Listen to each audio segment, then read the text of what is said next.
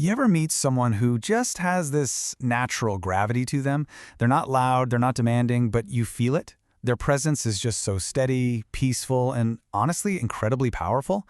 Well, that's not an accident. It's the result of specific, cultivated habits. So, today, we're going to dive in and uncover exactly what those habits are that build this kind of unshakable inner strength. Okay, our starting point is this really powerful idea. I want you to picture a lake, a perfectly still lake.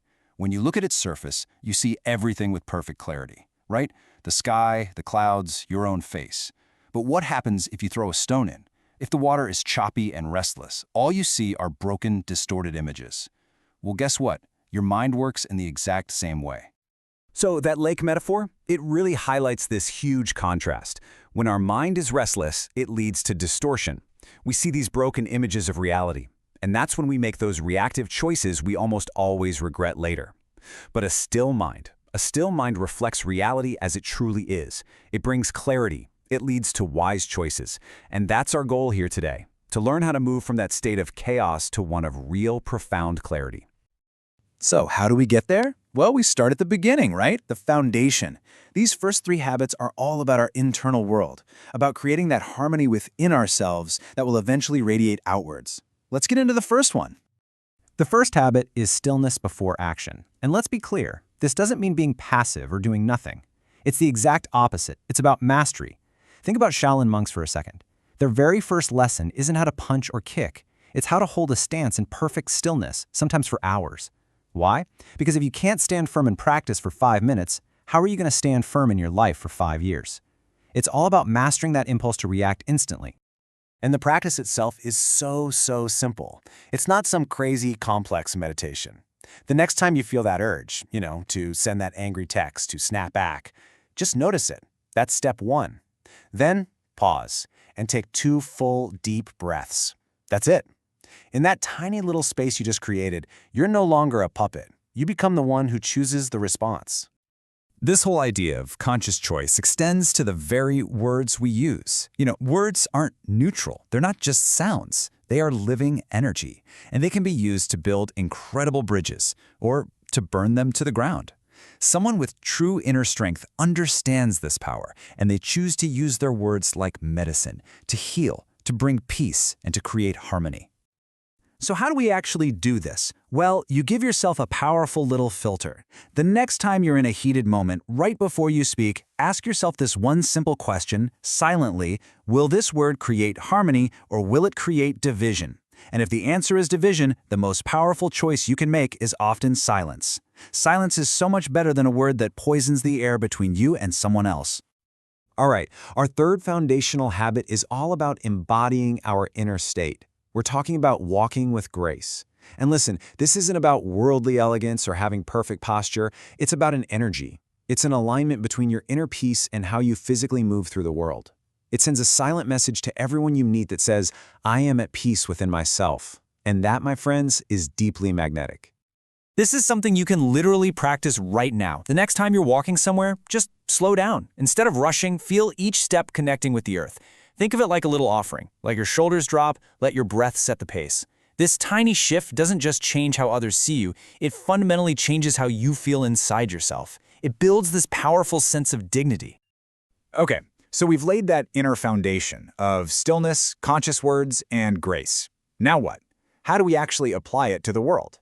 Well, this next set of 3 habits is all about how we express, and just as importantly, how we protect that inner harmony in our day-to-day interactions. Let's start with restraint. In martial arts, they say the most dangerous strike is the one you don't throw, because it shows total control. Real power isn't about grabbing for everything you can. It's about the discipline of choosing what to refuse. Restraint is having the clarity to say no to things that drain you. When you do that, your energy becomes contained, preserved, and powerful, like a mountain that doesn't move for every little gust of wind. And the practice for this is beautifully simple. Just once a day, I want you to consciously say no to something. It could be a small distraction, the temptation to gossip, an invitation that just doesn't feel right. And each time you make that choice, just pause for a second and feel the strength in it. You are literally building the muscle of self-respect. This brings us to boundaries, and oh boy, this is a big one. So many people get this wrong. The key is to completely reframe what a boundary is. It's not a wall you build to push people out. Think of it more like a river that guides the flow of a relationship, making sure it stays healthy. Boundaries are not selfish. They are an act of self-respect. They're not rejection. They are simply clarity. So how do we build these healthy rivers? It all starts inside. First, you have to get crystal clear on what you truly value. Ask yourself, what is sacred to me? Then you identify your non-negotiables, your peace, your energy, your time. And then you protect them. Not with aggression, not with loud demands, but with a quiet, consistent firmness that teaches other people how you deserve to be treated. Okay, our final habit of outer strength, and this one might just be the rarest and most valuable gift of all, deep listening. This is not just waiting for your turn to talk. It is the discipline of pure presence. It's offering someone the space to be fully and completely heard without you trying to fix them or give advice or interrupt. That feeling of being truly heard is what the human heart craves most, and being able to offer that is deeply magnetic. I want you to try this. Just in one conversation today. As the other person is speaking, just notice when your mind starts cooking up a reply. And when it does, gently bring your focus back to their words. And don't be afraid of the pauses. Allow silence to exist. When you make someone feel truly seen and heard, you build a level of trust and connection that is basically unbreakable. So we've covered 6 powerful habits, but they all rest on one single core principle. This is the big idea that ties everything we've talked about together. It's this non-negotiable understanding of your own self-worth. And this brings us to a really provocative question. One I want you to sit with for a moment. Why do we do this so often? Why do we give people discounts on our time, on our energy, on our very presence? We put ourselves on the clearance rack, just hoping to be chosen, and we completely forget the immense price of our own peace. And this is the real danger of not valuing ourselves. Our greatest virtues can actually become our greatest weaknesses if they're not built on a foundation of self-respect. Love, without the boundary of respect, turns into exploitation. Kindness, without respect, becomes servitude. And patience, without a clear line, simply enables bad behavior to keep going. At the end of the day, we are the guardians of our own lives. This metaphor says it all. Your life is a house. If you never lock the doors, you can't really blame others for walking in and making a mess of what you left unguarded. You teach people how to treat you by the standards you're willing to enforce. Protecting yourself isn't selfish, it's good stewardship. And so this is the final thought I want to leave you with. What is the true price of your presence? This isn't about being arrogant. It's about recognition. It's about knowing your worth.